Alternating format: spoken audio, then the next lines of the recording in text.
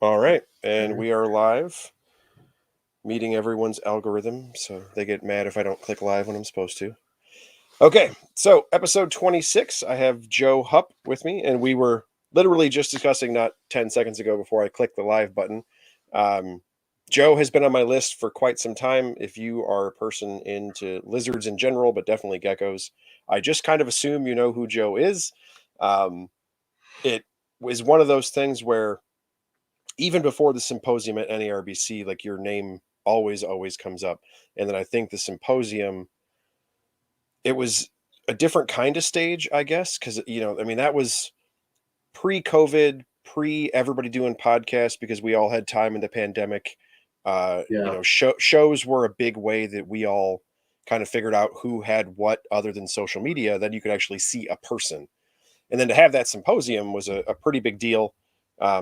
Just because, like, the symposium thing kind of fades in and out of popularity, I feel like over time, and it really hadn't been as much of a big deal. And then kind of riding off of the fact that NARBC is always a big deal. I feel like that went really well. Had a ton of interest, and you were a key component of that. So, just in general, Joe Hupp Geckos. What's the story on Joe Hupp Geckos for those that don't know who you are and Sure. stalk you on Sure. Instagram, like all the rest of us? I don't know. I'm just kind of a lizard dork.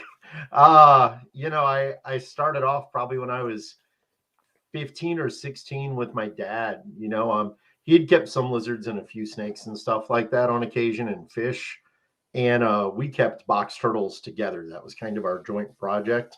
That's how a Nice. lot of people start, I think, either by just going camping and seeing cool stuff and enjoying it. Um, but that was pretty much the very start of herpetoculture for me. And for a long time, I just had kind of a generalist kind of a collection. Um, bearded dragons, leopard geckos, corn snakes, stuff like that. Ball pythons were normal then. Right. There wasn't even like morphs yet. I mean, that kind of dates me there. I'm 47. But yeah. And then it just kind of progressed from there. A good friend of mine, Matt Egger, got me an internship at our zoo here locally, and it's the second largest herpetarium in the country. And it was back when zoos were a menagerie. It wasn't so. There were SSP special, projects for endangered species, but instead of having 50 species in the building, I mean, there was a couple hundred, and it's an Oh enormous wow. building. Yeah, for anybody that's ever been in it, the basement of it and the perimeter on the upstairs is all behind the scenes. And there's more animals behind the scenes always than there are on display. Oh, Um, it was awesome just because it exposed me to so much stuff that it sent me on a path of more hard to take care of naturally occurring species, which I always like challenges in any hobby I have. Um, and it gave me an opportunity to work with a lot of things that there's no way, either rarity, paperwork wise, or just because I wouldn't keep it in my house. Species, that I would just never have the opportunity to work with because Cuban crocs are amazing, but I don't want them in my, that's some sure. specialized setups there, but Yeah. super awesome species, super cool. I won't keep venomous in my collection because I have an 8-year-old, and I mean, you have kids too. Sure. Kids Yeah. can get into anything at any point, no matter how good of a kid they are. 100%. So I just err on the side of caution with that. I don't downplay other people doing their thing. That's cool. There's so many things to do. We can't all do everything, but yeah. But that brought me to about 15 years ago. I decided to switch over to doing it full time. There were a few reasons at the time. I had uh, jobs that could pay the bills, but I really didn't like them. And the hobby just started kind of building from there. It was one of those things where I looked at my PayPal, I looked at my PayPal, paycheck, and within a year, I'm like, man, I could do this. Okay. I mean, it's a different kind of planet to live on as far as a job goes because you don't have a boss, but you do constantly have to keep up with people. So it's not like, you're Sure. getting rid of the general public dealing with like a lot of people don't want with jobs. I actually don't mind it. It doesn't bother me, but it seems to be a common complaint.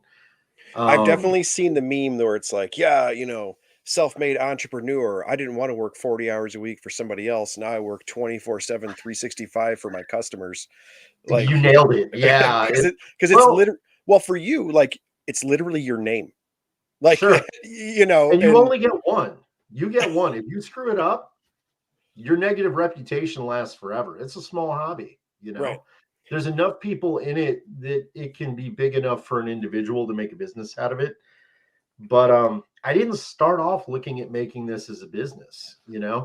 And one of the rules I have for myself is I won't keep species I'm not interested in. As a matter of fact, there's Okay. a few species I work with that are obscure that the general public could care less about. But I still keep a few of them just because I like them. Um, I think it's really important to not work with stuff you don't want to work with because it's a quick way to get burnt out. Sure. Because for the most part, this is a 7 day a week thing. And in the middle of the busy season, when you have to maintain the entire collection, eggs are still being laid, things are hatching and need to be set up. You're feeding all of those babies plus the regular collection. I mean, sometimes it's 12, 14-hour days, but then there's the off season and you're sold out of most of your stuff and it's back to the regular collection and part of it is in cool. And then I'm down to like 4 or 5 hour days and I can actually take a couple days a week off. Right. So it's kind of a seasonal thing. Sure. Yeah. No, that makes sense.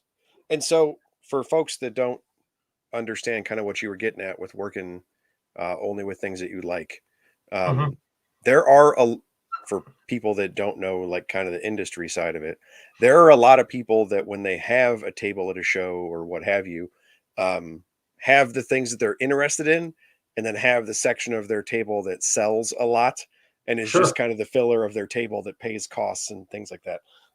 Sorry. Um, that doesn't necessarily mean that that person is for sure interested in that species.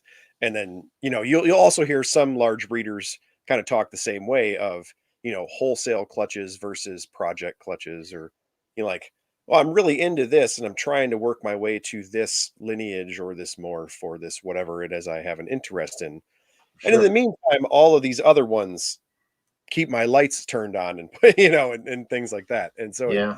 yeah, I mean, there are kind of different models, but I Yeah. I could definitely see, and especially when you get to, it's a little weirder with lizards in that unless you get into chameleons and some other stuff, like we don't pump out eggs in the way that a lot of snake breeders do. But No. I could Yeah.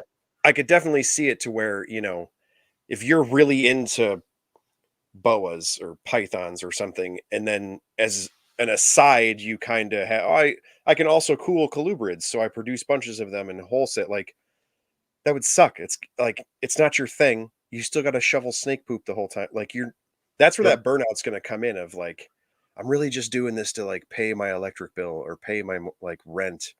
You're not Yeah. doing it because you think they're cool. Like, Yeah. that's just like any other job. Like, "Hey, why do you go to the job you don't like?" And it's like, "Well, because I like to eat and live in my Yeah. house." Like, that's, Yeah. it Yeah. it doesn't give you the fulfillment of being your own boss if you're doing the exact same process just in Oh, your sure. fun hobby.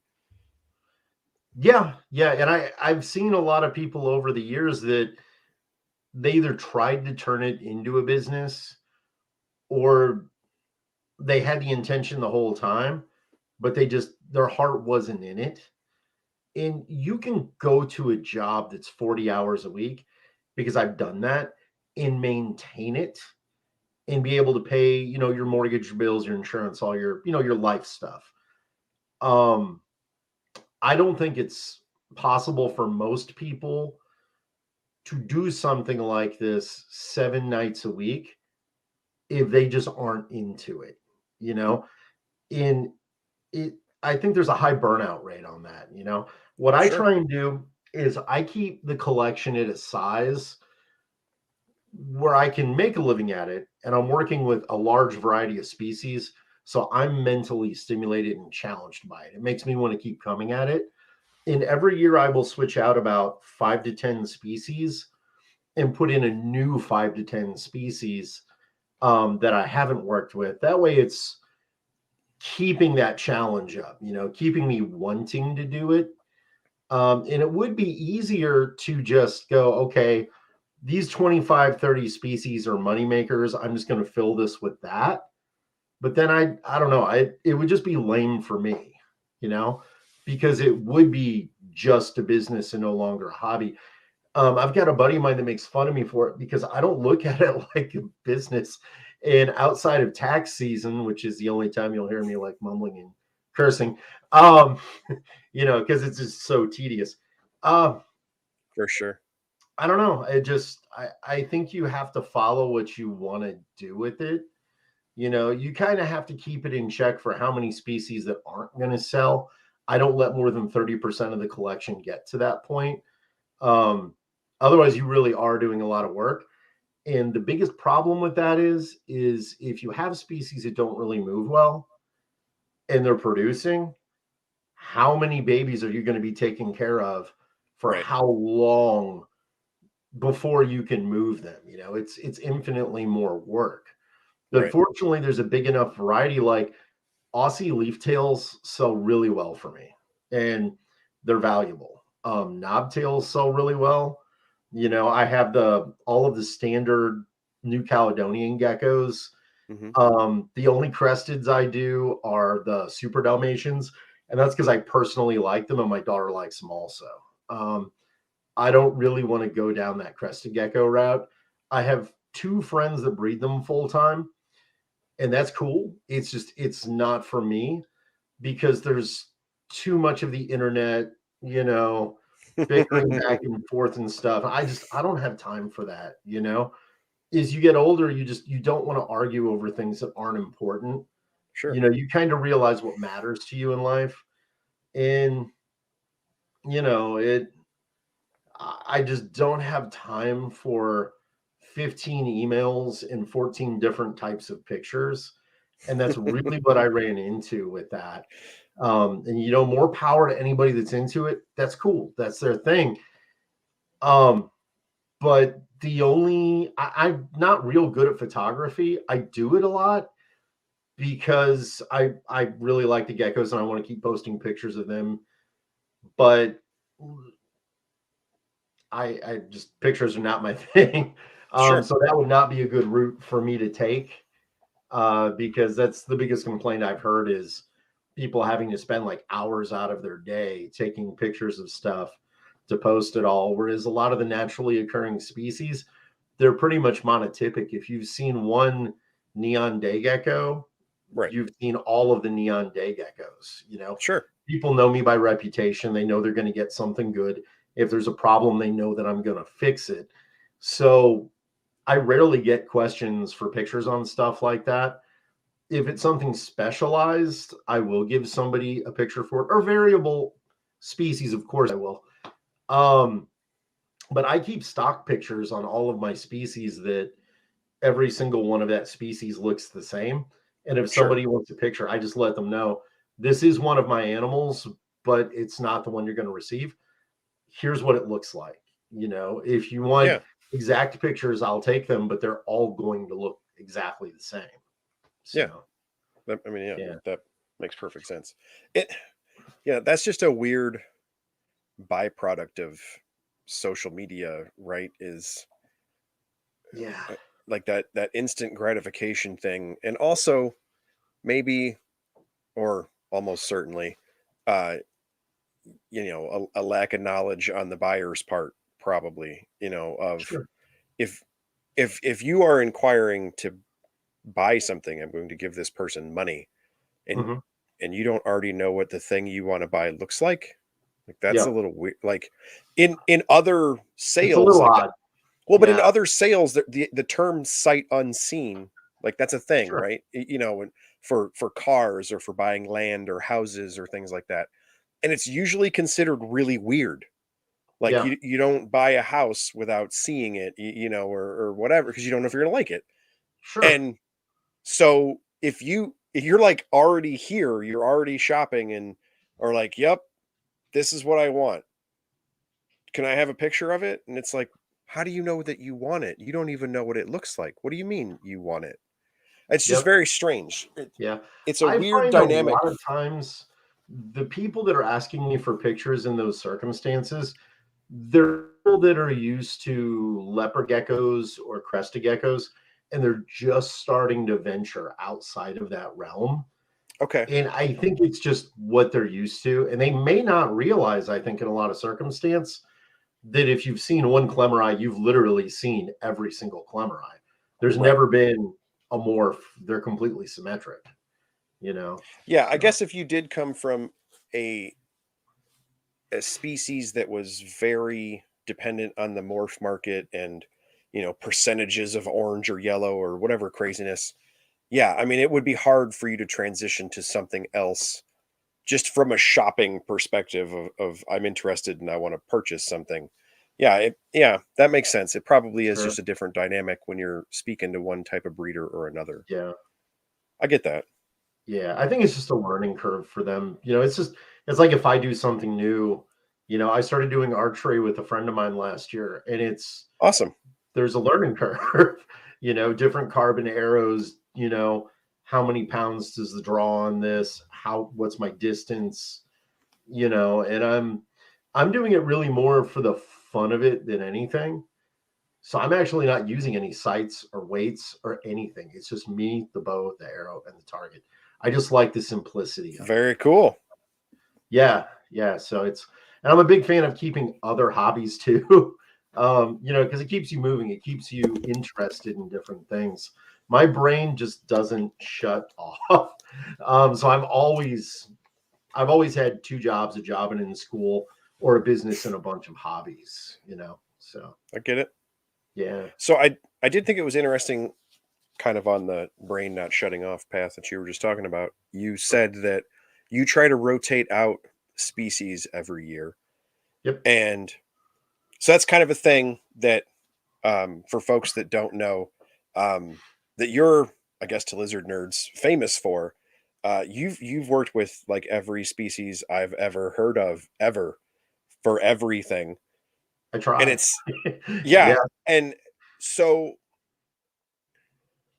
is, I don't know, like that's a very niche way of doing it, because you you are, it sounds kind of negative, not really, but Nah, no, spit I'm it. not. Never No, no, is. no. I'm not trying to discount your work, because you've done a ton of work. But like, you're very fortunate in the business that you have chosen, because you are very good at it. Like, Mhm. you are very skilled at producing these animals and caring for these animals, even for animals that most folks thinks are very difficult or delicate or so on and so forth. And Yep. then, obviously those things push the price point on some things for rarity, or they're harder to care for, and so on and so forth. And so that allows you to have a viable business to be able to just kind of live a normal life on Yeah. how much money you could make off of those. But it's because you're very skilled at it. It's That's a pretty unique take of, I'm really good at this and Mhm. I could just bang out knobtail geckos and be a baller knobtail gecko guy. Sure. But instead of doing that, you're like, yeah, I can do those. And then I'm also going to make myself do these other things, like, Yeah. which is the hobby side. Like, you Sure. genuinely are interested in geckos. And so that comes through in, Yeah. you actually want to try a new gecko because maybe it's new to you. You Well, probably have to go pretty far down the list to get new for you, but I do. it, Yeah, I do. I think Now, that yeah. shows, like, that's where you're keeping that hobby business line pretty tight. Mhm. Because if it was a business, the first 5, 6, 10, a dozen, 20 species for you that were money makers, Mhm. you would just bang those out and go to shows and make money, and that would just be kind of what you're known for. But Sure. I don't know you for that. And I don't think most folks in herpeticulture know you for that. What Yeah. most folks in herpeticulture know you for is this crazy list of Yeah. species that you are Yeah. successful with. Well, And and it then in addition to that, you have a business and do well and things like that. But it's Mhm. not, I don't know, that's a very unique thing that I'm really good at this. And so instead of just taking it easy on myself and knocking out a bunch of knobtails or whatever, like Sure. I'm gonna make myself work and Yeah. five or 10 species a year, I'm gonna swap it out, try Well, these things, keep 30% that is just random stuff. Who cares if they like it? You do it because you sure. like it. I think that's very unique.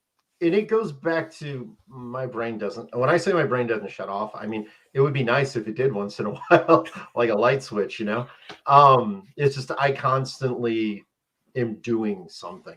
It, like, for me to sit down and watch a full movie, it, like, I'm starting to think about other things, even if it's a great movie, on occasion during it.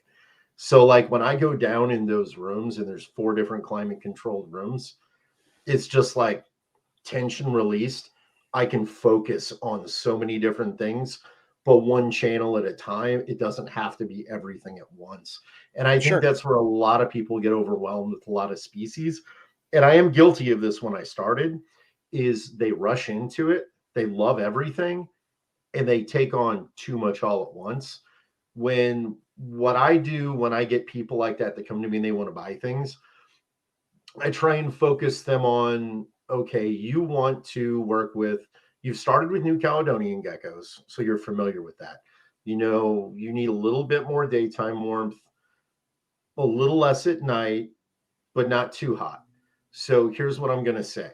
If you want to venture outside of that, cave geckos, Cerdidactylus, Aussie leaftails, some specific Europlatus. The more delicate ones, maybe touch them down the road if you want to at that point. I try and help people consolidate conceptually what they're going to do. And then if they get to a point where they're like, oh, this is awesome, but I want something else, I'm like, okay, well, we can move on to some desert species. Maybe I'll steer them towards equatorial ones that have more stable temps, as opposed to ones that are further away from the equator, where you start getting harsher winter, or not harsher winter, but harsher cool, more cool, more cool. And then you really have to start messing with temperature variances, which, unless you have a dedicated room to it, there's some people in the general public I won't sell to. And most of the time, people are cool about it. Sometimes they're not, because I know they may not be able to provide what that specific animal is going to require. You know, that's why, like with Tinopus, my goal is to produce about 15 to 20 a year. Whereas, like, an easier to keep species, I might produce 100 in a year, because I know there aren't that many people that are going to really be able to appropriately take care of those Tinopus koki.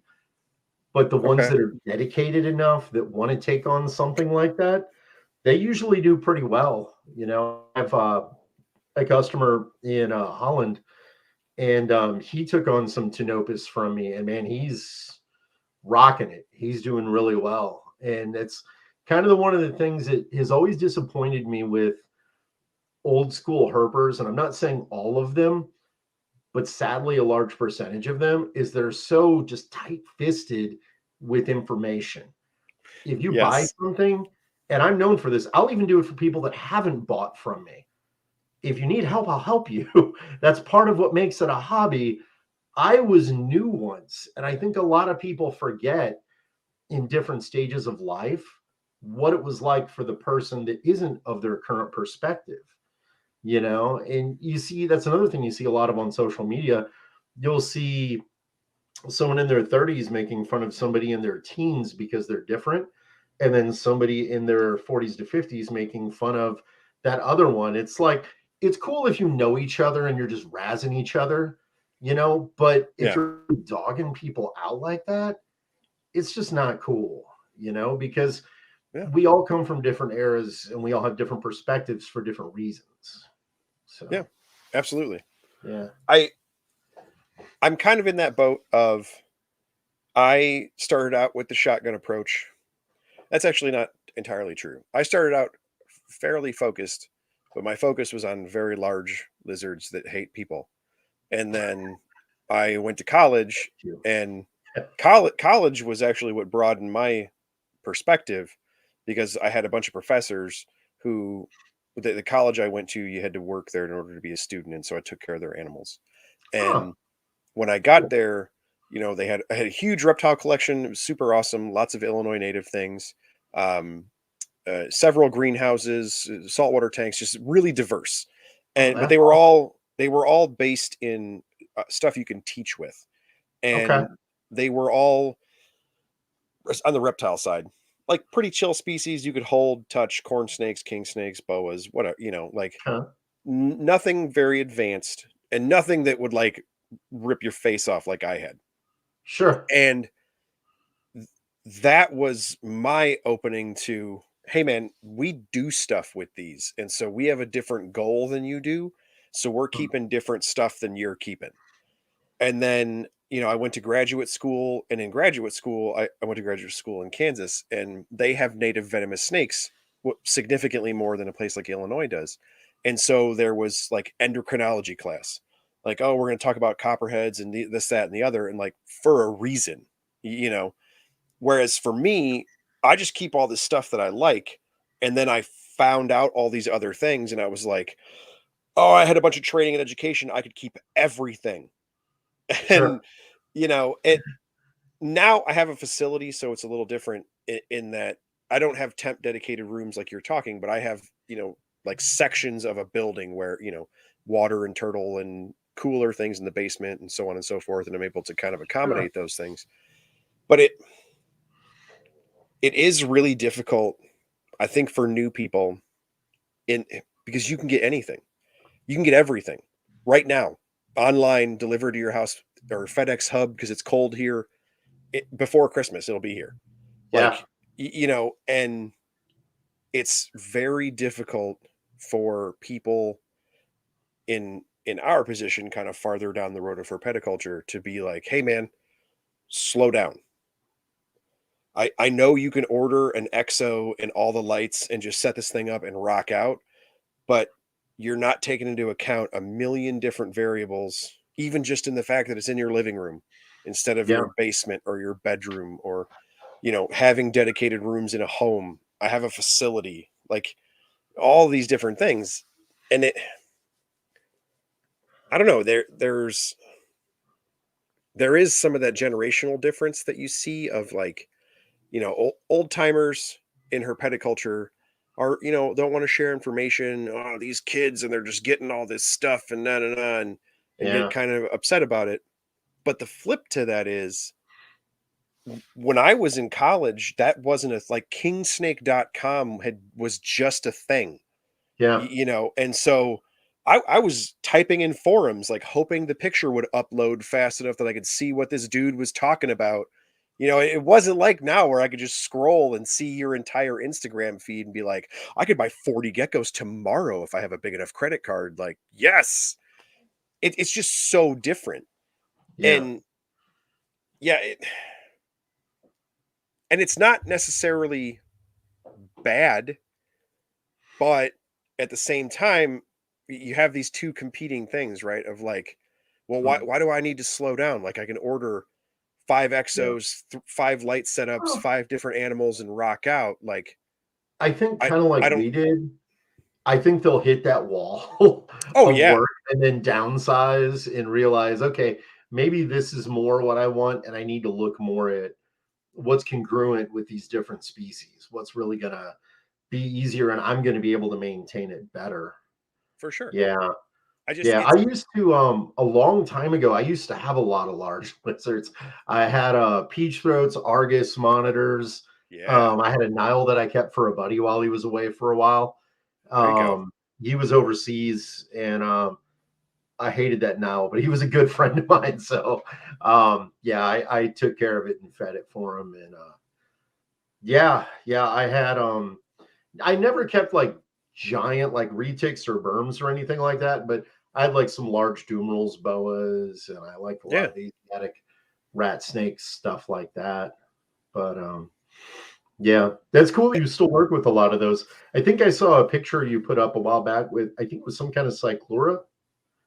Oh Was it yeah, Rhino Iguana or yeah. yeah, So a man passed away oh man, probably 3 years ago now, and, Hmm. he lived on a street actually called Mansion Row, like Okay. for real money, Okay. and he was a, iguanid and tegu and monitor nerd from way back in the day, and had just, aside from that, also become incredibly wealthy. Sure. Um, and his wife, who and by that time they were both elderly folks, um, she was never into it. And they Oh, just they had a large enough home and enough funds that she didn't have to be into it. He just had his own silly thing, and then they were retired, and you do whatever you want, you know? sure. And he passed away kind of unexpectedly. And so she just called up one of his buddies and was like, "Hey, there's all this stuff in like the guest house or whatever. Yeah. Um, can you help me like do something with it?" And so the friend was literally just down the street, also on Mansion Row, and he was into like spider tortoises and parrots, like just whatever Oh, wow. crazy, insanely expensive thing you could have. That's what they were into. Sure. And so I was contacted by these people and showed up, and they were like, "Well, we got rhino iguanas and blue tegus and all this other insanity." And I was Sure. like, "Uh, okay." And so, yeah, some rhino iguanas and a blue tegu came to my house, and then I helped this man move a lot of other things that because then it got like CITES paperwork. Like they had a lot of things that required Yeah. licensing and are really small market. Everybody thinks that they want very expensive stuff, Hmm. and you probably do. They are cool. Like everything I've ever interacted with that had a really high price tag, for the most part, really was fun. It was a fun species, or they had unique, interesting things. But then when you come to actually, you try to move those animals, it's a whole different game. And so Yeah. I helped them out and tried to like find people that were serious about it and so on and so forth. Um, and yeah, the end result was we had this rhinoceros iguana came live with us. And there was a pair, a monster, super elderly male, like very geriatric. He Hmm. he wasn't with us very long, and what the widow thought was his girlfriend, which was this, I don't know, maybe 18-inch long rhinoceros iguana that was scared of everybody and their brother. So okay, that's cool. I'll help you out. Don't worry about it. She's literally a little old lady who doesn't even know what it is, and so that's Oh, cool. Don't worry about it. Um, bring him to my facility. The one is very geriatric, and he hung out 6 or 8 months, and he passed away, and sure. just you know very old. And so I'm like, okay. And I'm checking the other one, just got everybody settled, separated everybody. Everyone's cool. It's not a girl, it's for sure a male. I'm like, oh man. So it had been subordinate to this monster for however long. And the Yeah. woman had no information. So 18 months later, it's that lizard that was in that picture. Like it literally doubled in Oh, okay. size, grew horns, and is a full on like wax producing male. Gotcha. And I talk to these people. I'm like, "Hey, that wasn't a girlfriend, by the way. It's a gigantic male lizard now, and Sure. it's a woman in her 70s who wasn't into lizards. Like she doesn't care. But Oh, yeah. Yeah. yeah, that's and so I that was a whole tangent. Sorry, um, No, no, you're cool, man. Yeah. but it And back to what you were saying about some of the expensive stuff. so I did want to ask you about that. Yes. Yeah, not all the expensive stuff is as cool as some of the cheap stuff, honestly. If you weigh all of the price tags on everything and worked with it for 6 months, some of the expensive stuff is cool. Some of the less expensive stuff is just as cool. I mean, for example, you were around when Europlatus used to come in and they were $100 animal, Yep. and now people will pay $1,000 to 1,500 pairs for some species. Um, Back then, people totally overlooked them. In my opinion, same with white line geckos. Tokay geckos have For gotten some sure. traction, but they were just as cool 30 years ago. I Oh mean, yeah. you know, I'm not really into the morph thing, but like I like the normals a lot. So, yeah, I don't think the value necessarily predicates how awesome an animal is. I think it's the individual animal, you 100%. know, because like I have people that will wait list for Sultorius salabrosis. Um, when I'll have, feel free to laugh, I'll have heteronocha on my table. I actually like them more. And I mean, it's one of those things that just, I think maybe you have to work with it to really appreciate it. Yeah. Because one of the coolest setups anybody that's ever gotten geckos from me ever did, it was a 40-gallon breeder. So for the listeners, if you don't know them, it's a 3-foot long tank by 18 inches deep. And heteronocha, full size, about that big, you know, a small gecko, little Yeah. parthenogenic desert gecko from Australia. Well, they live in colonies in the wild, which isn't Yeah. normal for a terrestrial desert gecko, but they do. He set up 2 rock piles with a heat spot over both rock piles, and they actually designated their own territories, kind of the sharks and the jets. Um, he would actually get audible noises I'd never heard keeping them in groups of 3 to 4, where they were chirping back and forth at each other, and Very he would cool. observe behavior that I never knew. So I set up a 20 long and did a similar setup just to be able to do it and enjoy it. And you know, I I mean, the dollar amount matters when you're buying something, but when I was younger, I used to want all the cool, expensive, exotic species, not because they were in demand, but it was more of I couldn't have them. And now that I'm older and I could pretty much get almost any gecko that I want, that really isn't in my mind because if it's expensive and I wanted it, it's probably already in the collection. True. Um, so you know, I mean, I'm not saying you can be a multimillionaire breeding geckos. You never will be. There's jobs I've had when I was younger, I made more money at, but I didn't want to do that, you know. Sure. So Yeah.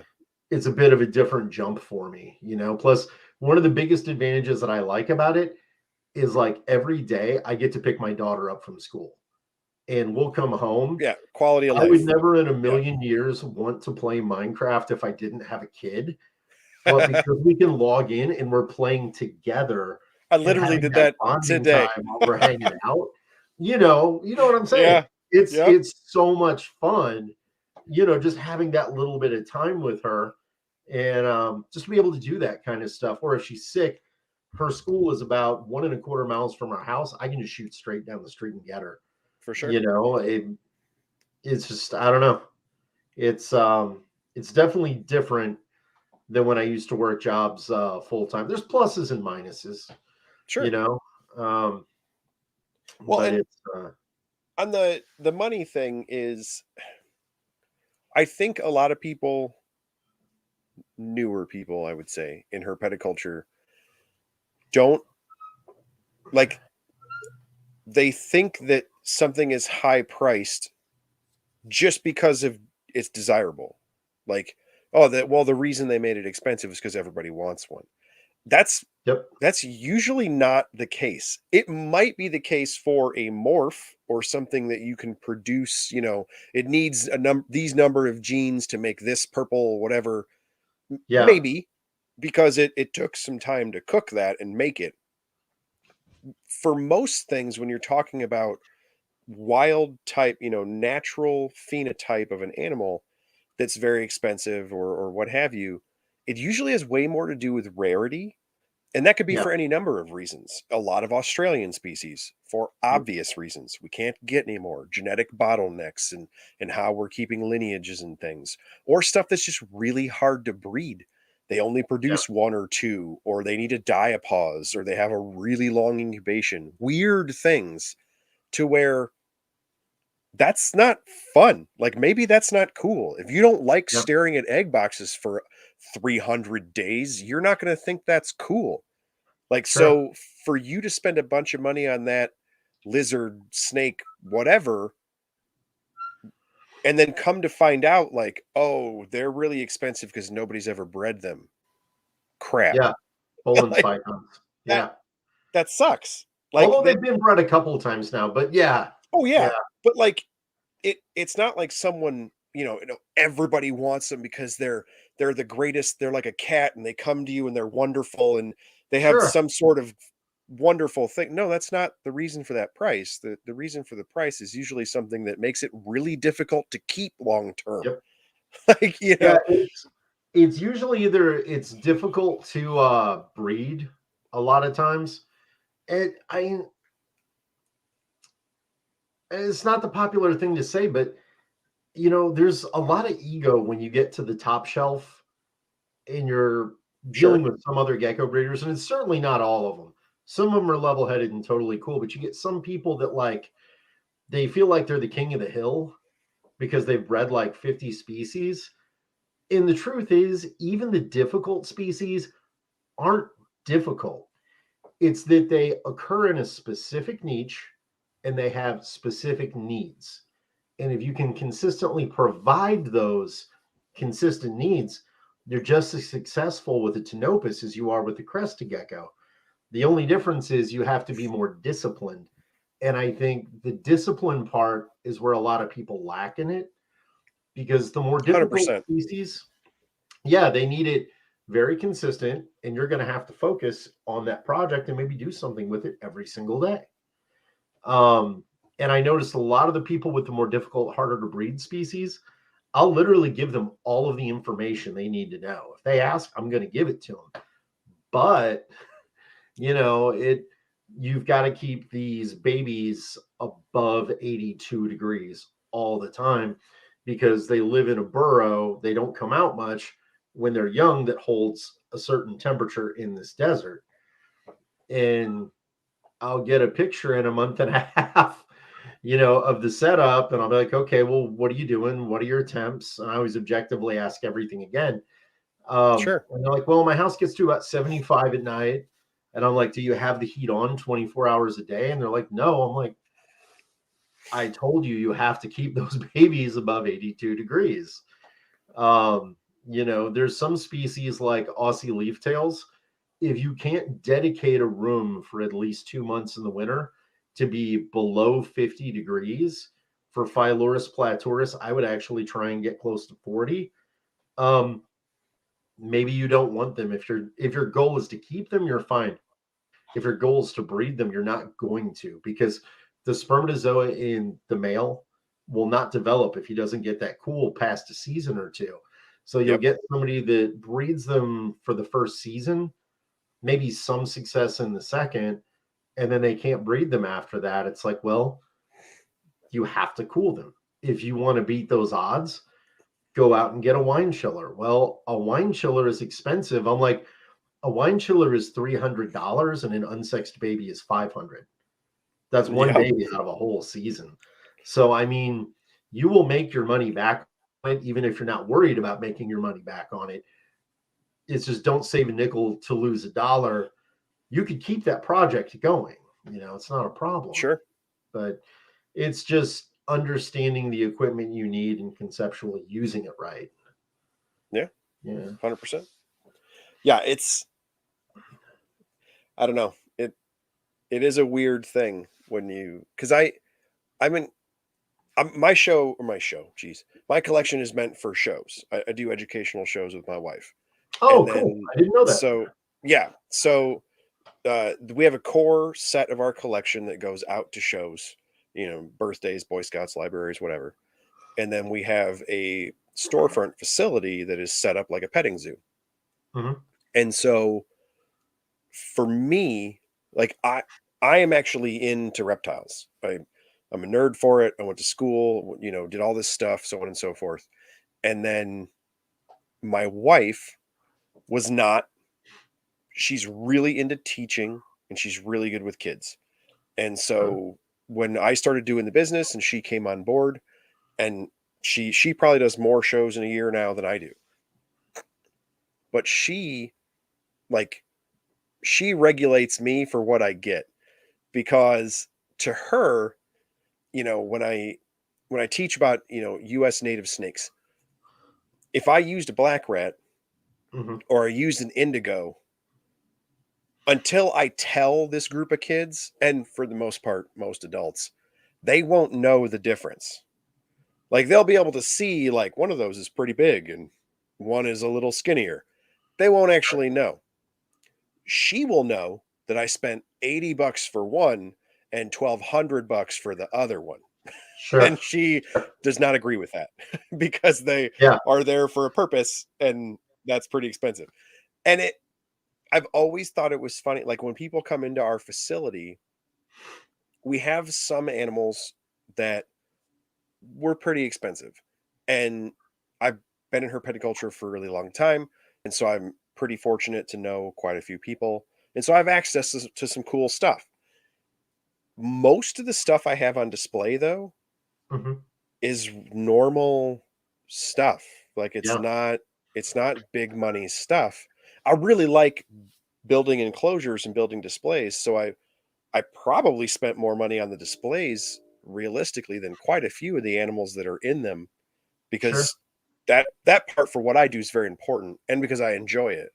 But like, yeah, I really I doing what I do, the ego thing ends up being really funny to when I go to major events or like big time people will I'll see them on social media or like scroll through Instagram or whatever. And the pictures that I have like on my Instagram are pretty normal animals. Like there's nothing really that crazy or rare or whatever on there, I don't think. And there's definitely nothing like Sure. big money, no like really expensive stuff. Yeah. And I'll have people say that like, so like you go to shows with, like a normal berm and a rhino iguana or whatever. Yeah. Yeah. Yeah. Yeah. Because I just had someone Well, ask me today, and he wasn't being facetious. He said, he was like, well, like I kind of want to start doing what you do, but how do you keep it interesting or make it entertaining? mhm. And I was like, it is interesting. It is Yeah. like it's Yeah. interesting because I say it's interesting, and I'm the Sure. reptile guy. Like if I show up and I tell you Sure. that it's cool, and you don't know anything about it, and I am an animated, I talk with my hands, obviously in this Yeah. camera, and then it's cool because I said it was cool, and this is cool. And Sure. later on, you might learn the difference that my green snake wasn't a green tree python, which is way more expensive. It was a different green snake, but like it, The general public doesn't know, and I think makes no difference. personality goes a long way with that, because if you can't draw people's interest and keep them into it, because we've both seen people that like will give a speech, like in a university, Yeah, they'll be monotypic, and it will just be this drolling 45 minutes of technical information, sure.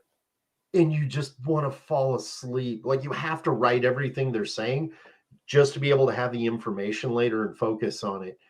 But if you have somebody that's animated and throws a joke in here or there, cracks a smile, maintains eye contact with a few different people here and there, people are drawn in and they want to know it, and I think that's what you do. You have personality and you have cool animals, and most people don't know what they are.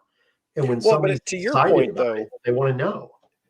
oh yeah, but to your point, though, it also matters for animal personality, for lack of a better word. Like Sure. your social media feed is full of geckos that I think are amazing. Sure. I couldn't do what I do with most of them, but I can stick a crested gecko on an 8-year-old all day long. Oh, they're gonna love it. Yeah. You know what I mean? And so it Yep. just it starts to play into that. We're like, oh my god, that's so cool, and I would love to have one of those. I could set it up, da da da. Yeah. And for me, because I do have a facility that I display things, I can get more into that realm. But when Yeah. it comes to what I actually do of having someone interact with it, that plays a way bigger part for me. And so that will dictate how I want to spend money. Whereas Sure. if you get someone that comes in, they're like, well, that gecko's $200 and that gecko's $2,000. Like, I'm not going to Yep. get a gecko that's $200 if I have $2,000. And it's like, why don't you get a $200 gecko and put an $1,800 enclosure around it? That'd be super cool. Dude, Like, badass setup, sir. That was actually one of my favorite things at the zoo was when Jeff, the curator, he would be like, hey, I've got this species. It's from this habitat. We're going to put it in this cage. It's going to be on the public side. Go. Because I knew my plants pretty well and I knew how to do varying habitats within one enclosure fairly well. cool. Um, for like fringe species that go back and forth. And I mean, almost all reptiles need a little drier and a little more humid in some areas. So Yeah, that was one of my favorite things because, like, now, and it's still fun. I still enjoy it. I get to set up something the size of, 24 by 24 by 24. When I was at the zoo, you get to set up something that's like 10 feet by 4 foot deep by like 6 foot tall. I'm like, okay, let's get a game plan written out the next 4 days. This is just what I'm doing. And yep, when you see that animal go in there, that croc monitor, that rhino iguana, that, beaded lizard, utilizing the habitat as it should after you got a chance to set that up, it's just satisfying. for Seeing it sure. actually have all that room. Like my terrestrial geckos, I give twice as much room as most people normally would give them, especially from what I've seen with some breeders. Um, they utilize it. I mean, they're nocturnal. It's in a rack. You're not really seeing what it's doing, but it's living that life inside of that box. For And sure.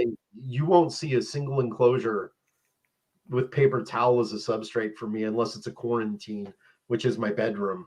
Okay. I like natural substrates. I like doing the build is a lot of fun. I'm not saying every single one of my enclosures is like that because I designed them for the animal. But Sure. like a good Yeah. one for the general public that's listening is a lot of people will go in relation to how much space an animal needs in an enclosure. And it's like a 20-inch tall enclosure versus a 30-inch tall enclosure for an offshore Leachianus, giant gecko. Um, Really, what it needs is it needs some cork tubes it can fit fairly tightly in. If you have a pair together, have like 3 to 4, maybe even 5. So if they want to be separate, they have that space. Um, but the size of the enclosure isn't always relative to just the size of the lizard. Like those old THF books, from a million years ago, it has to be 3 times the total Yep. length. Because Leachianus, I've kept them in very big enclosures and I've kept them in slightly smaller. And for me, they seem to do the best in medium because in the wild, they don't have large ranges and they spend most of their time in those tree trunks. Now, Hmm. will they utilize the space if you give it to them? Yes. I had more fighting with Leachianus in bigger enclosures than I do in pairs in medium enclosures with many different cork tubes. And they'd have many cork tubes in the other size too, versus any of the Tirata skincus, which are, you know, a very active terrestrial gecko that's about that big at night. Like during the day, you might see them out moving a little bit, but at night, if you give them something 3 feet long, they'll utilize all 3 foot of that, which is a bigger footprint than the Leachianus would have got, Right. and the Leachy would have made a snack of that. So I think keeping the animal's actual behavior is one of the most important things to do. And I've learned a lot from books. I've learned a lot from other people, symposiums, etc. But I think the most I've actually learned about my animals, and I think this is how people get good at it, is purely observation. You know, I've got a headlamp, a rechargeable one that's a red light. And sometimes I'll just walk through the rooms at 3 or 4 in the morning and just watch what the animals are doing. It's a good thing for anybody that's listener out there. If you're setting something up, watch like your enclosure. Like say if you have a 20-inch long, box in a rack, is that animal staying on the cool side always? Is it on the hot side always? Or is it using both? Because most of them should be, of course, using both. Something I always tell people is Right. put a warm spot when you're trying out a new species that's terrestrial over the hot side and over the cool side. And if it's a more sensitive species, I put one in the middle too and just observe what does it utilize. That will help you dial in that temperature because regardless of what something you see on the internet says or something you see in a book, that animal will predicate exactly what it wants. That's one of the things I really liked Yeah, about 100%. Philip Leitz's podcast that you did, because he has that power of observation and you can tell when he talks the animals are predicating what he does for them, not the other way around. And that's really the way to do it. Very much so. So we did have a question in the chat a little bit ago. Sure. Jessica asked, when rotating out species, how do you keep from feeling like you are just ditching them? Coming from more of a furry animal background, it's a whole different dynamic to me. So, how do Sure. you balance doing things right by the animal with wanting to move on to something else? Sure. No, I get that. Um, for me, like, I guess a good example, I love my dog. My dog is a family member. He's literally a part of my family, period. Um, Lizards, if you know the anatomy of them, they don't have the cognition that a pack species does or a hominid like us does. Um, I don't get emotionally attached to the lizards. If it's something my daughter's attached to, I'll probably go ahead and keep it. But for me personally, that's not an issue. And it isn't really ditching them because I know other qualified people that are going to take care of those animals. And if it's young enough where it still has breeding life left to it, then I sell it and they get the age, they get where the bloodlines came from. If it's an older animal and it's ready to retire, like I've done at Tinley several occasions when all my class people are full, I give away retired animals with the expectation of this is about how much longer lifespan you should have with this. And the ones that I fill up first are local teachers here in St. Louis and in Illinois, um, because I like putting those out in classrooms, because Yep. it's gaining interest, it's getting people to like as a hobby.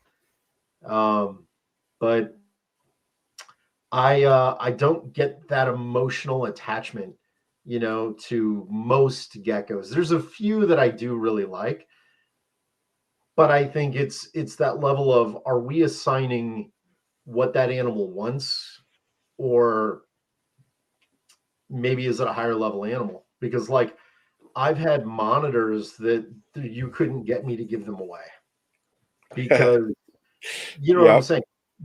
They actually are intelligent. They know what's happening. You get in a routine and you kind of get to know them. They may not have the social bond that, like a dog or a cat would, but you do get attached to an animal like that. So it's not like I don't get attached to animals. It's just on the level that the animal is. I've known people because I've done obscure invertebrates as well that feel the same way about their gold glow spot roaches or their dubias, which I would consider a feeder. I think it's a matter of personal perspective on the animal. And For sure. I'm definitely not ditching them. I won't let them go until I know they're going to a good home. But yeah, it just very few people keep everything forever. It's one of the reasons, like when my friend Peter from the zoo, I had a group of his sulcutas while he was in Peru, and there's a couple times they laid eggs and I destroyed the eggs. And the reason I did that is because you think of how many sulcutas are born in a year. How many of them sell for $50 to $70 at a show? Oh, yeah. What percentage of tortoises actually have good shell growth, a quality of life, and live their full lifespan? without going through 20 people before they reach the end of it. It's very, very small. And on a species like that, I'm not saying people shouldn't be able to keep them. They're a super cool animal. I do like them. I enjoyed keeping them, but I don't feel right selling 50 babies out there on something that's going to live 80 to 100 years when most geckos are living, the new Caledonian ones and leopard geckos will live 10 to 40 years. But a lot of the other obscure species don't. They live like 5 to 10. So the stuff that I'm selling, it has good odds of being somewhere long term and being well taken care of. Tortoises, I love them. I think they're really cool. I keep some star tortoises, but I wouldn't feel right selling something that's mass produced like that I know is going to be, for lack of better term, I mean, sometimes they're just considered a throwaway pet to some people, because a lot of the people that buy them aren't people that are in herpetoculture that understand how much care that animal's really going to need long term. It's like green iguanas and Nile monitors 20 years ago. They were 10, $15 in a pet shop.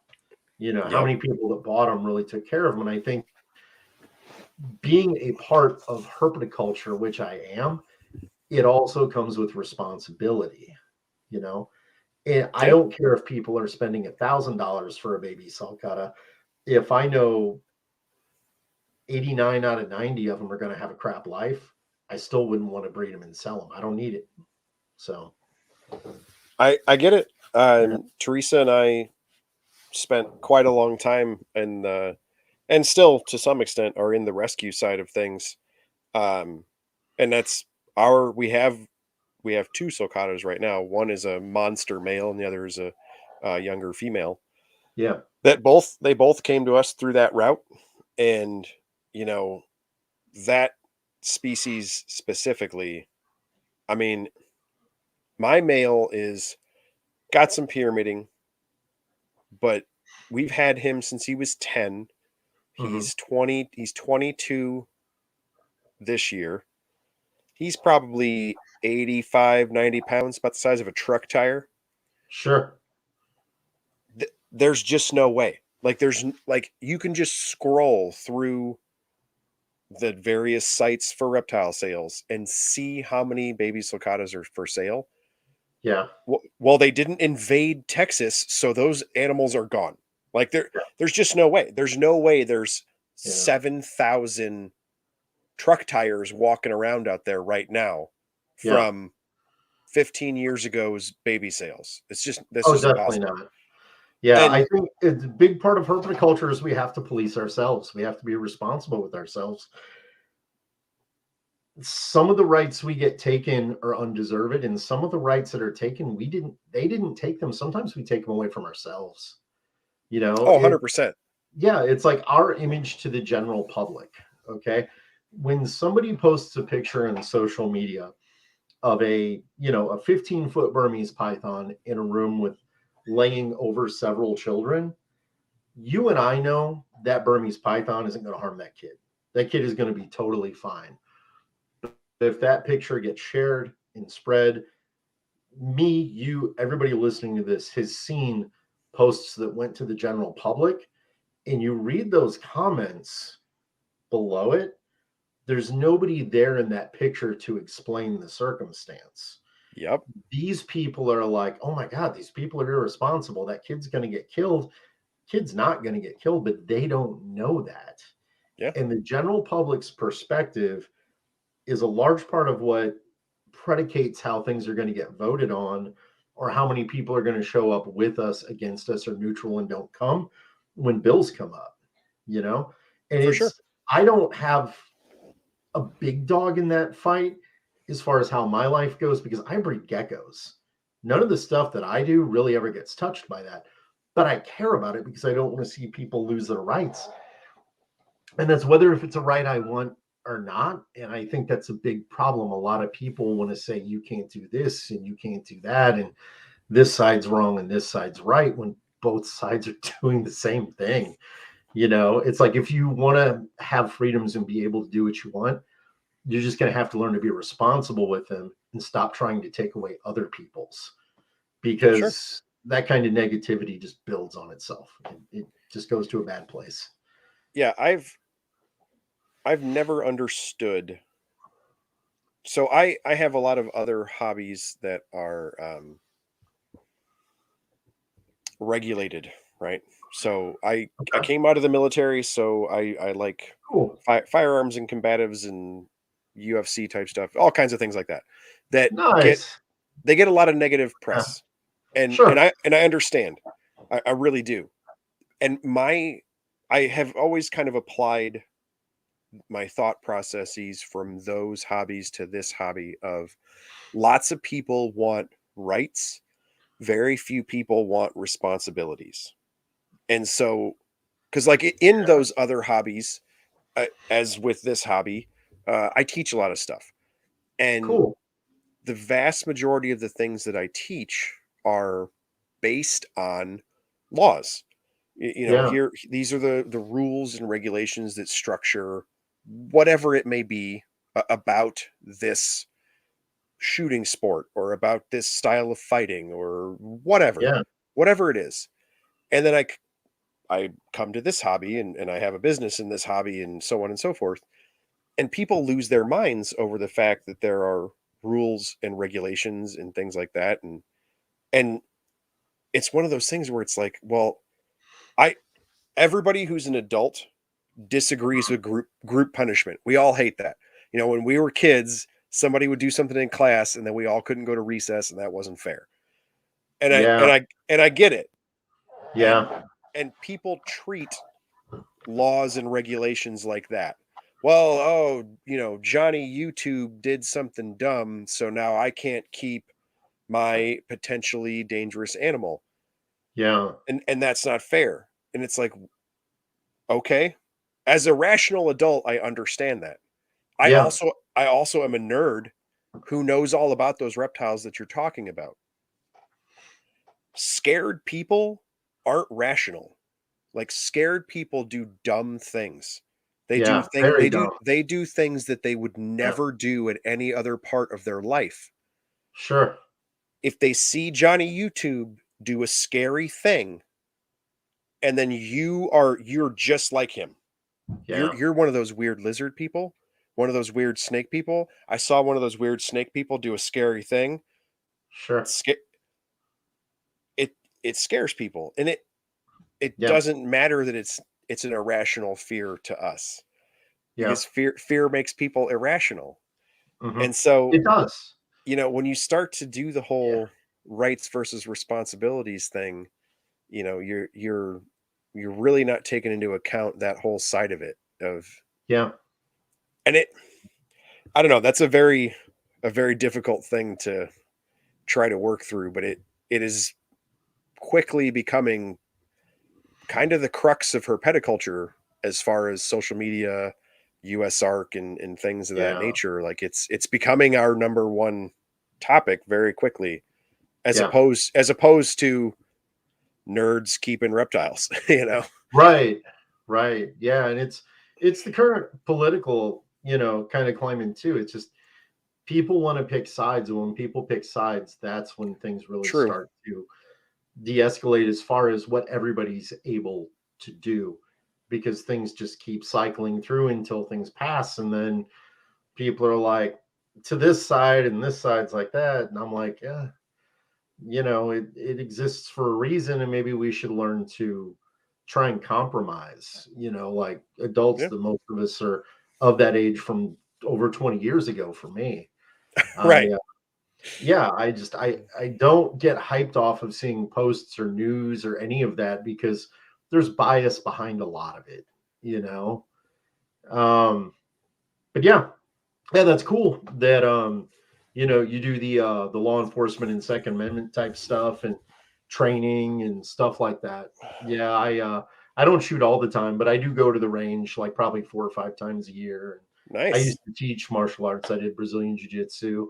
Oh, very We have cool. a sambo, second degree sambo guy in there, so I used to train with him every day Oh, after very awesome. that I went. So it's a lot of fun, and I think de-escalating, which I'm sure you know a lot about. That's something that I think is really helpful sometimes in posts in circumstances. Yes, Like if you have somebody that's, really angry and irrational, maybe talk at their volume, but not talk at them, talk with them. And then the next sentence, you bring it down an octave or two. The next sentence repeated back, down an octave. And before you know it, it's a conversation instead of a confrontation. And that's a better direction, for to sure. go if it's at all possible. Yeah. Dude, doing the shows that I do, I have never come across, I won't say never. I've had a few really negative people, but it's very rare that I come across the kind of negativity you see on social media. It is a weird, I don't know. It's a weird environmental factor of like Yeah. how people act in that way. Because we've done shows for people who um didn't want us to talk about intelligence of animals or evolution or things like that. Maybe they had religious beliefs.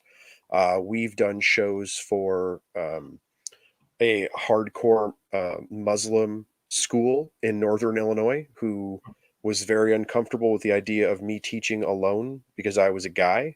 And so I had to have my wife there. Um, Yeah.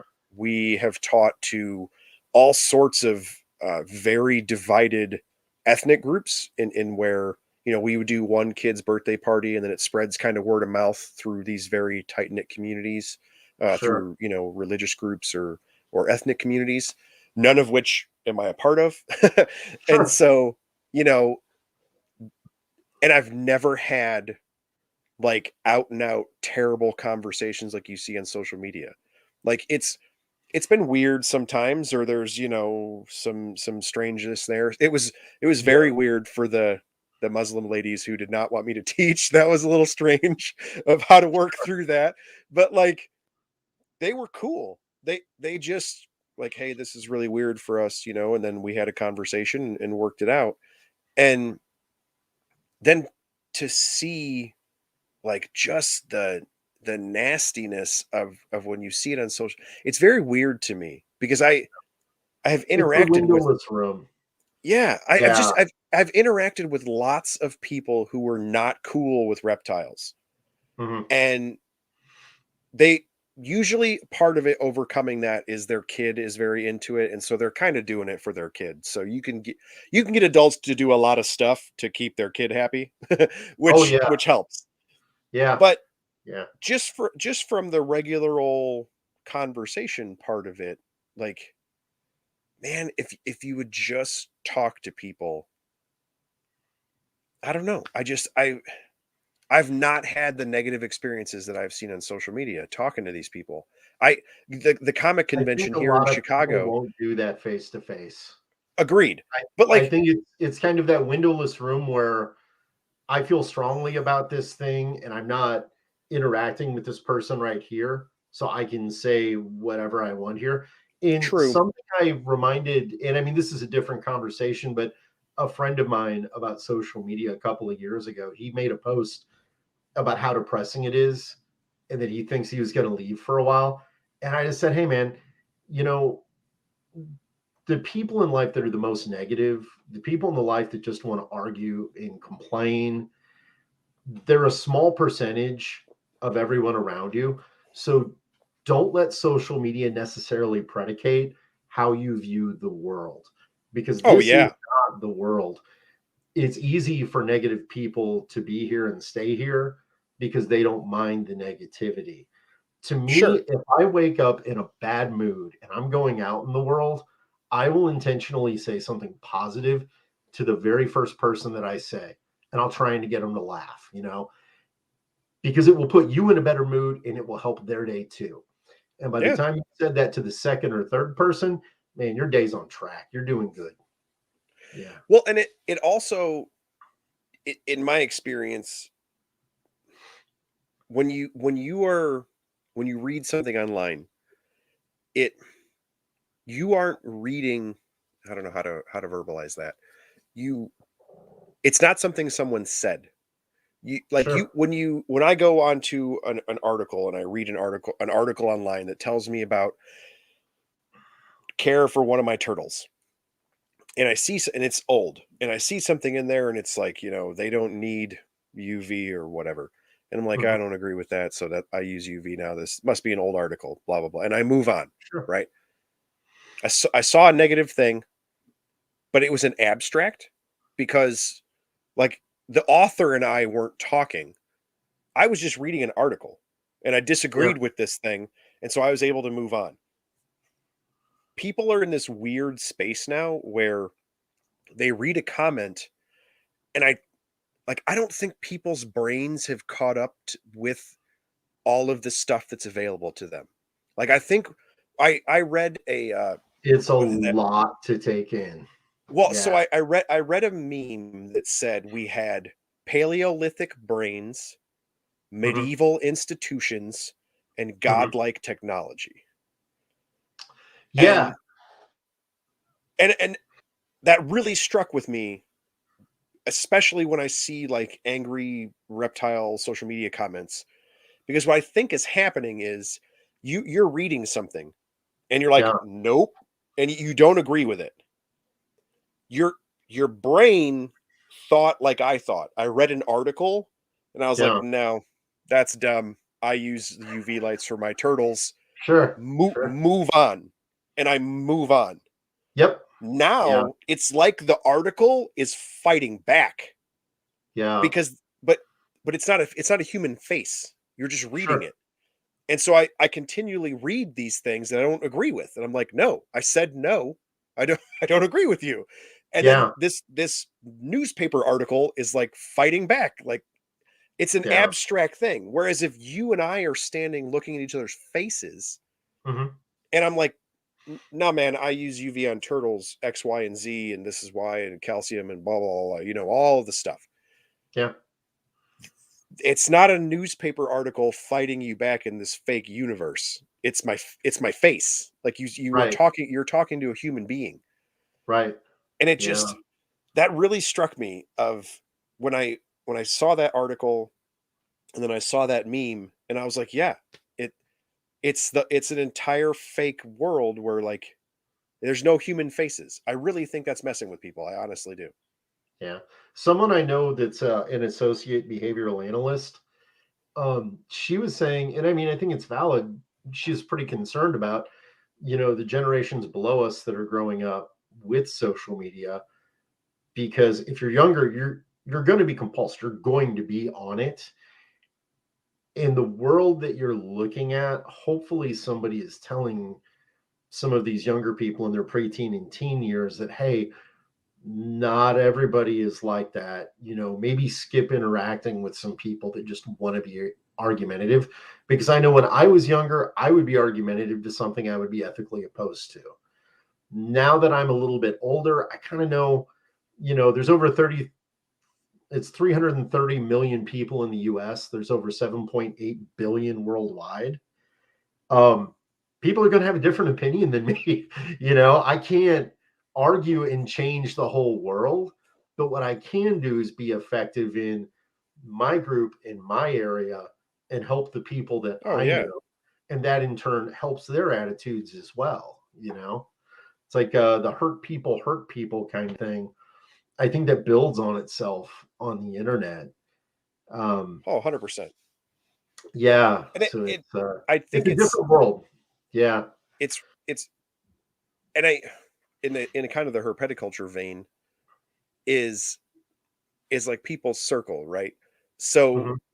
when you have a thing like NARBC, major show in the Midwest, bunches and bunches of people, you know, um, if you pay attention to the folks who are pretty heavily involved in that section, and go to the auction, and they do the extra social things, and they're, in that world, a lot of them don't talk about the show itself very much. They talk about going to Bananas afterward, or the symposium Yeah. type stuff that you did, or, oh, we went to Buffalo Wild Wings, or, oh, we went to Culver's, or whatever. Mhm. And what they're talking about is their circle, right? In Yeah. the context of this big show, and that's why we all came together. Maybe we don't get to see each other very much because of where we live in the world. But Yeah. when I've just always extrapolated that to those events of like when I go to NARBC, it's gigantic and I do a lot of walking to see the tables and what I want to see. And there's always cool stuff and it's great. What I tell people about is me and my friends at our table at the auction, me and my friends after the auction when we went to eat, or me and my, that's what I'm telling people about. The But experience. I might Yeah. tell them about like a couple of really cool animals I saw, or like if some of my buddies had displays or whatever. But almost all of those are in relation to people as well. Like, oh, Yeah. I went to Mike Stefani's table. Like we hung out with him and his kids. Like his whole family's always at his table. And then also he has super cool lizards and displays or Sure. whatever. Like it's always in the context of that circle. And I just like you were saying with the younger generation is going to grow up in that type of world. Like that that circle makes the difference. You know what I mean? Yeah. Like the because especially platforms like this and with yourself, on social media have a very large presence as well. That's not really your circle. Like that's No. several thousand people who know you have cool lizards. You know what I And mean? Like it's important to predicate, kind of filter out who's really worth spending that time on, and yeah, spending non-refundable hours, minutes, seconds out of your life wanting to have discussions with. Is this person a positive or a negative or more of a neutral influence? Because most people are not all the way one way or the other. Most sure. people are more in the middle. But and yeah, I still have, like, I'm at my friend John's house because he's super good at tech stuff. So I knew if we had any problems, he could help me with it. I've known John since the That's end of awesome. high school. Yeah. And my friend Chris, I've known for over 20 years. Greg, I've known for over 20 years. My friend Matt, I might know for 25-ish. And I've made a few friends since then till now. But man, if there's one thing I could say to younger people trying to kind of navigate through that, because I know I had a different mentality when I was their age than I do now. And it's not to say I know everything. I don't. I don't even close to. But it's really find the people that improve your life that you can improve their life, and hang tight to a small group of friends. If you try and be friends with 100 people, you might not have any real friends in that group. You know, For might sure. not have anybody have your back, and half of them will probably stab you in the back. It's better to, you know, I think, have a closer knit group of friends that you really get to know. Then you can enjoy those things in life with those people, like the hobbies that you like to do. I have a lot of hobbies. I have probably too many hobbies, but it's yeah, it's I think it's a little bit of a better way to do things. And it's not to dissuade people from having lots of friends if they have that mental capacity for it and it's their personality. But just you see some people that they want to be personalities in herpetoculture, and that's fine. There's nothing wrong with it. But they have like thousands of people following them. Um, and some people kind of weigh into how much does that affect herpetoculture, how much doesn't it? As long as they're a positive influence, I think that's a great thing, Sure. Yeah. because some of the people that are positive and draw that type of personality, um, you know, 90% of the people that are watching their videos and know who they are aren't people that have collections like we do. They aren't even Oh people that no, have like more than 5 tanks. Some of them don't even have a reptile and never owned one. They're just drawn to, hey, this person's entertaining and they're working with something that's kind of cool. for Um, sure. Dude, you the know, the number of people under the age of 25 who have one animal and watch snake discovery on YouTube, whatever, some yeah, famous show, they vastly outweigh you and I, or you and oh yeah, I and the next 10 people like us. That as far as influence and buying power and the big box stores and how the industry is going to make it tanks and lights and on and yeah, on and on. Like they're making it for people who are buying a crested, a leopard, a corn snake, whatever. sure, Like the companies and bigger herpeticulture, that make things for nerds like us Sure. are really rare and are probably run by nerds like us. It's probably Yeah. somebody we know. You know what I mean? Yeah. Yeah. That's something good for listeners. If they are newer to hear it too, is one of the things I did a long time ago, because when we started, we didn't have as much cool equipment as there is now. Oh I yeah. would walk through the hardware store, like a big box hardware store that just had tons of stuff, and just go aisle to aisle to aisle and methodically go, what can I use that for? What can I use that for? What can I use that for? Because we didn't have some of the stuff we do now. For But the sure. reason I'm saying it's not outdated information.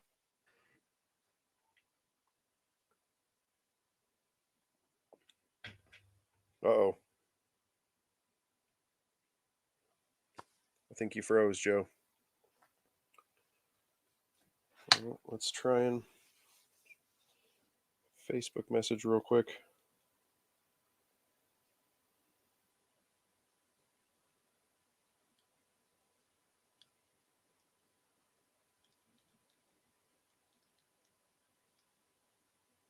Well, hopefully the tech friend comes through, folks. Actually, if there's still quite a few folks in the chat. Um, is it Joe's end or my end, chat folks? Can you still see and hear me, but not Joe? Oh, and gone. Now it's just me. I will message him and we'll try and get him back on. That's actually really funny that he uh, just said he was at a friend's house in case there were technical difficulties and then immediately had a technical difficulty. So we will see what's happening. I messaged him. Yep. Yeah, I got that too. I could never tell. It says live, but then I always want to make sure I can the chat and everybody who's watching live see what I see. So yeah, I will message Joe. We'll try and get him back on. What kind of timing is that? That he oh, I'm at my friend's house and I have a really tight circle of friends. My buddy's a tech guy. Video dies. Like, oh, it's also not going through on Facebook Messenger. Joe might have. Joe might be gone. We'll find out. Which actually, that was a terrible place to stop because we went way off the philosophical deep end away from lizards, but we are cruising toward an hour and a half. So I will give it another minute or two here, and then if we can't get Joe back, we'll try to wrap up. Yes, as Forrest says, it does happen. And that's also, the downside of doing things like this. Um, we're all scattered throughout the country. I've been fortunate to have some international guests. I mean, who knows? He could have a thunderstorm with power out, or I have no idea because we live so far from one another. And for those folks who are here from the chat and were missing earlier, or if you're listening to this as a podcast episode, something I wanted to bring up here at the end before I let Joe go. The zoo he was talking about at the start of this is the St. Louis Zoo. Yeah, he's a St. Louis guy. He lives in that section of the country. And so that zoo is killer. They have such an amazing reptile collection. The zoo itself is just awesome in general, but the reptile house is something else. It's really impressive. So, looks like his Facebook Messenger says he's alive, or it says his phone's turned on. I guess we shouldn't assume.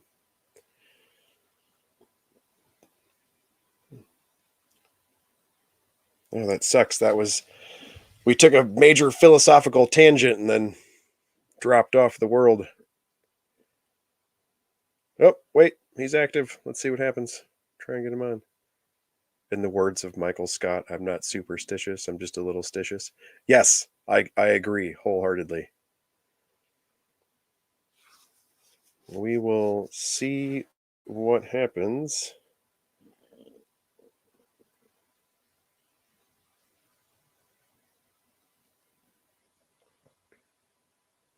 I really hope it's folks don't come just for the lizard speech. It occurs to me as I'm trying to get Joe back on here with our technical difficulties that I was fortunate enough to get an interview with like the guy for geckos. And then we only really talked about lizards for a very small portion of this episode. And went on a major philosophical tangent for social media and how the world is changing. So sorry if you had specific gecko questions and I missed them. But it turns out Joe is actually really awesome to talk to aside from geckos and also a gecko nerd. So I'm glad the conversation went the route that it did, but I don't think that folks probably expected to go that route instead of just listing off 50 gecko genuses in a row. Genera, sorry, not genuses. They are working on it. So we will try. I'm going to message Joe here.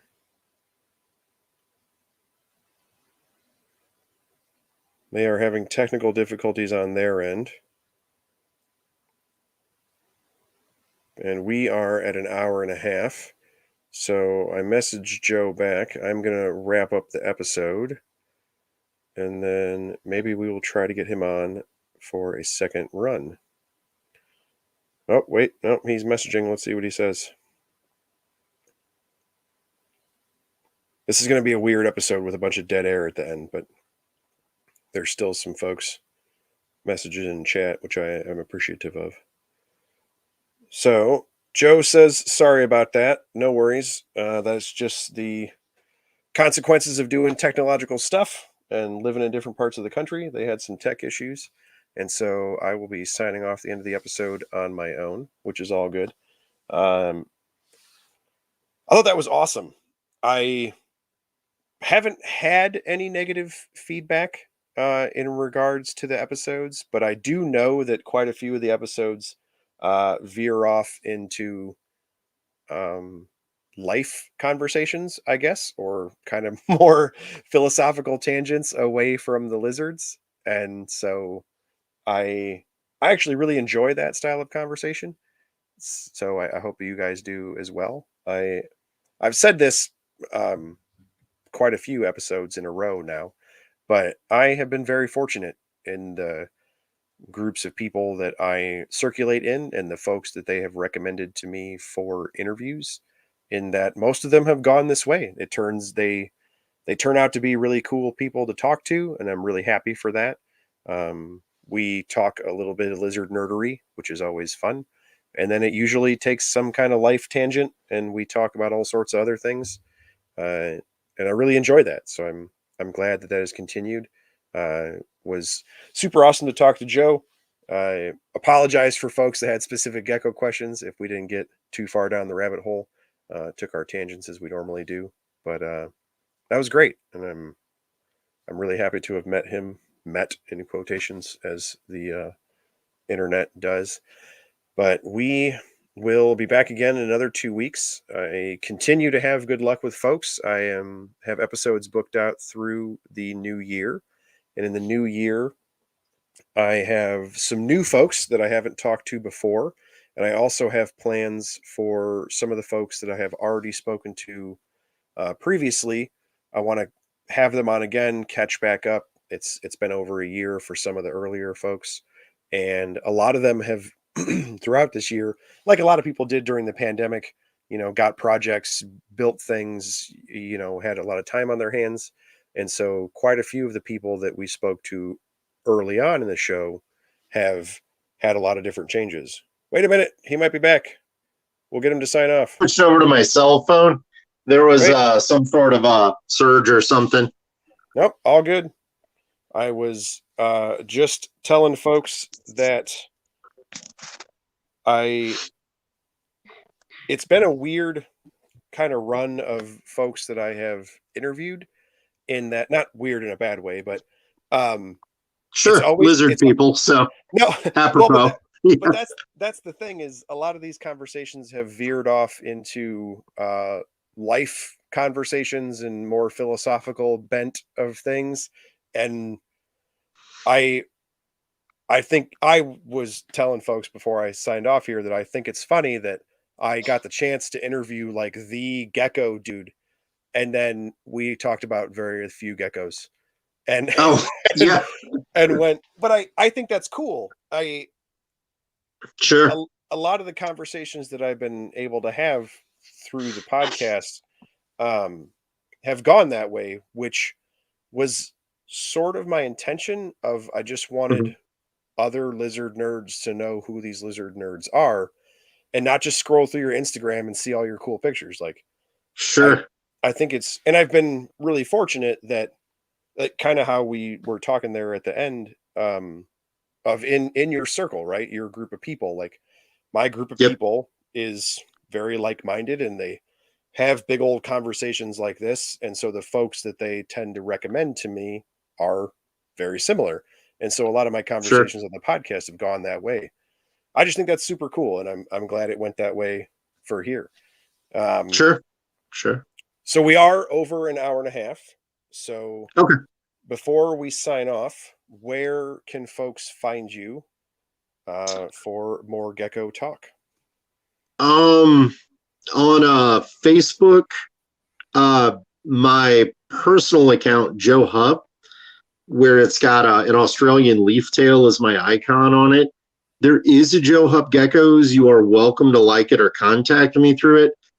However, since the great social media debacle of not being able to sell geckos, I didn't want the page to disappear.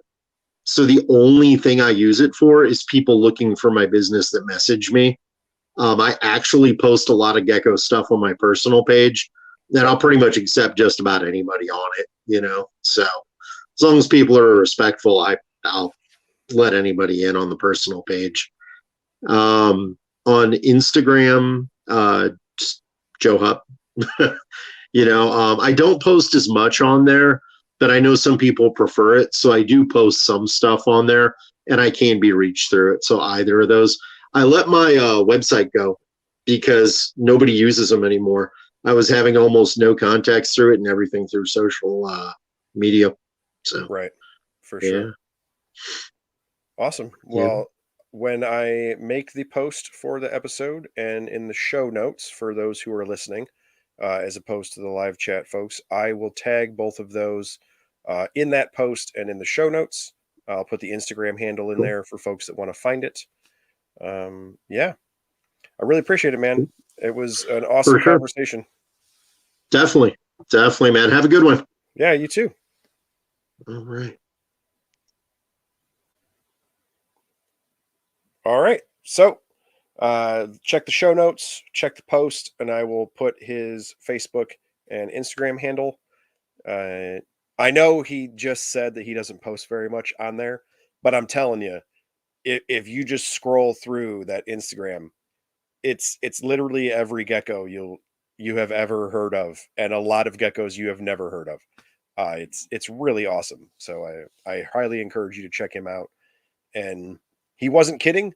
He really does have super crazy stuff and quote unquote normal stuff. And he does rotate out species annually like that. And so, I mean, his species list is just amazing. And so, if you have anything you have ever thought you might be interested in, I'm willing to bet you could find some pictures and info somewhere in his social media feeds. It's really impressive.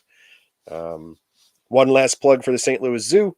I'm an Illinois guy, but I do travel down there. I went to college near there, and it's really wonderful. I strongly encourage folks to check out that or your local zoo. I don't care where you live. Go to the zoo, man. It's really awesome. We are members of Brookfield Zoo up here. We go to St. Louis all the time. I really enjoy it. I encourage folks to check those out. So, we are, of course, part of the Herpeticulture Network, and that has been awesome. I continue to have a great time being involved with those folks. I'm in group chats with them and talk to them on a fairly regular basis. Um, it's really cool. They're doing a lot of really good stuff. It's a really good group of people. I'm just really happy to be involved with them. So it's a lot of fun. Check out the other folks on the Herpeticulture Network. Feel free to give Justin a hard time about doing another ChondroCast episode. um, No, he switched over to corn stars, so he's officially a colubrid nerd. And no, it's great. I encourage you to check them out. It's been nothing but fun, man, and I look forward to what everybody accomplishes in the new year. And yeah, we'll see you again in 2 weeks. Later.